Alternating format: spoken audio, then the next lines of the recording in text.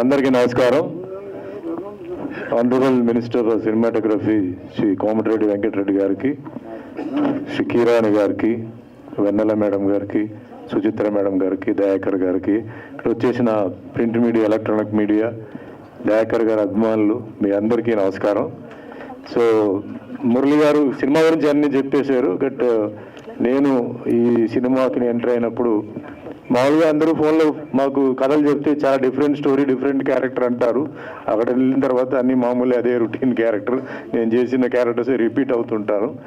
But వెళ్ళంగానే మురళి గారు first ఆయన ఇందాక కిరణ్ గారు చెప్పినట్టు ఇల్లు, స్టూడియో ఇవన్నీ చూపిస్తే రియలీ అంటే ఆల్రెడీ ఒక మనిషి అంటే సినిమా ఫీల్డ్లో చాలామంది ఉన్నారండి. అంటే సాక్రిఫైస్ చేసాం, కాంట్రిబ్యూట్ చేసాం అని అంటున్నారు. యాజ్ అన్ యాక్టర్గా నాకు తెలిసి నా ఎక్స్పీరియన్స్లో, నా 46 years ఎక్స్పీరియన్స్లో కాంట్రిబ్యూషన్ సాక్రిఫైస్ చేసిన ఏకైక హీరో ఎవరంటే కమల్ హాసన్ అండి. ఆయన సంపాదించిన డబ్బు మొత్తం సినిమా మేకింగ్లో, సినిమాకి ఆయన పెట్టి మొన్న 3 years బిఫోరే సొంత ఇంటికి వెళ్ళారు ఆయన. అంతవరకు రెంటెడ్ హౌస్లోనే ఉన్నారు. సో అంతకన్నా ఉందా? కమల్ హాసన్ ఓ రెంటెడ్ హౌస్లో ఉంటూ 3 years back only he went in to his own house.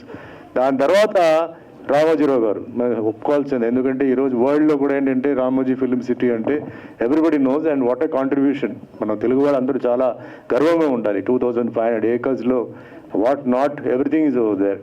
So తర్వాత చాలామంది స్టూడియో నేను చూశాను కానీ బట్ మురళి గారు ఏదో ఉన్నారని చెప్పట్లేదు. ఎవ్రీథింగ్ అండి, ఆయన ప్రిపరేషన్ అన్నిటికీ రెడీ అయిపోయారు. అంటే టోటల్గా ప్యాషనేట్గా అది అన్నీ ఏమేమి ఉన్నాయో, కెమెరా కానీ అది కానీ అన్నీ ఉన్నాయి. సరే ఓకే కథ విందాం అని చెప్పేసి నాకు కథ చెప్పారు. సో కథ చెప్పినప్పుడు నాకు కథ అర్థం చేసుకోవడానికి కొంచెం టైం పట్టింది. ఎందుకంటే రియలీ డిఫరెంట్ స్టోరీ, అది రొటీన్ స్టోరీ కాదు చెప్పి రిలాక్స్ అయ్యాను. బట్ ఆయన చెప్పడంతో మెల్లిగా నేను ఎదురుకు వచ్చి క్యారెక్టర్ చెప్పారు. నాకు ఈ సినిమాలో it's very very variety, different performance and different character. I thank Murali గారు for I given me different role. ఎందుకంటే మాకంతా ఏంటంటే చేసి విసుగు వచ్చేసి ఇంకేదో మేము పాకెట్ మనీకో, కబర్డ్ మనీకో దానికే చేస్తున్నాం. వీఆర్ సర్చింగ్ ఫర్ రోల్స్, అంటే మంచి roles, negative or positive. Given a very good role for me.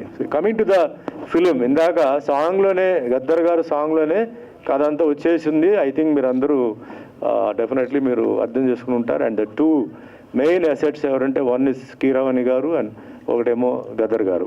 So Keeravani గారితో నా పరిచయం ఏంటంటే అందరూ అన్నమయ్య సినిమా, శ్రీరామదాస్ అనుకుంటారు. కాదు, దానికి ముందే ఆత్మబంధం చెప్పి ఒక సినిమాలో నాకు ఆయన బ్రహ్మాండమైన సాంగ్స్ ఇచ్చి పిక్చర్ 50% సాంగ్స్లోనే ఆడింది. అండ్ ఈరోజు మన మ్యూజిక్ ఇండస్ట్రీకి, టోటల్ మ్యూజిక్ ఇండస్ట్రీకి అంటే ఇండియాలో, సౌత్లో, తెలుగులో ఒక మనిషి అంటే ఆస్కర్ లెవెల్కి వెళ్ళిపోయి ఆయన సత్తా చూపించి ఆయన అక్కడ అవార్డు తీసుకోవడం అంత ఈజీ కాదు. అక్కడ మ్యానిపులేషన్ కానీ, లాబింగ్ కానీ ఇవన్నీ జరగదు. So it's really a great pride to India.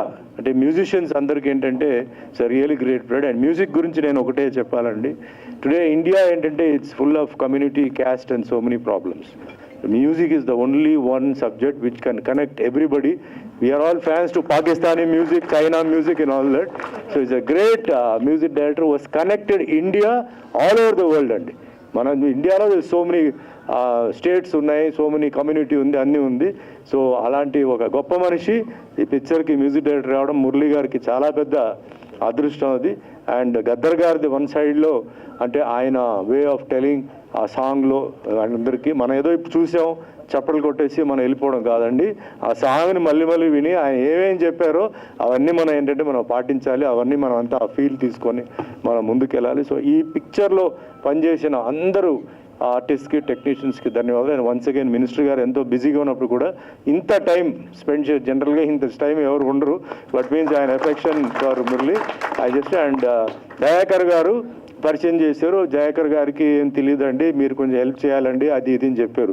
కానీ జయాకర్ గారు ఫస్ట్ షాట్ నాతో చేసినప్పుడే దుమ్ము లేపేశారు. ఆ డైలాగ్ ఇలాగని లేపారు. ఆయన ఆల్రెడీ 10 సినిమాలు చేసినట్టు ఉన్నారు కానీ ఇప్పుడు కూడా నాకు డౌట్ ఆయన ఏదైనా వేరేనే చేశారో నాకు డౌట్. సో బ్రహ్మాండంగా ఆయన రోల్ ఆయన పర్ఫెక్ట్గా చేశారు, బ్రహ్మాండంగా చేశారు. మీ అందరిది ఆశీర్వాదాలు ఈ సినిమాపై ఉండాలి, దయాకర్ గారి మీద ఉండాలి, మురళి మీద ఉండాలి. ఈ సినిమా మంచి హిట్ అవ్వాలి, బ్యానర్ మంచి ఎదగాలి. ఇలా ఎంతోమందికి అవకాశాలు ఇవ్వాలి. ఎంతోమంది పాపం అవకాశాల కోసం వెయిట్ చేస్తారు, వాళ్ళందరికీ ఇస్తూ all the best. Thank you. జై హింద్, జై తెలంగాణ.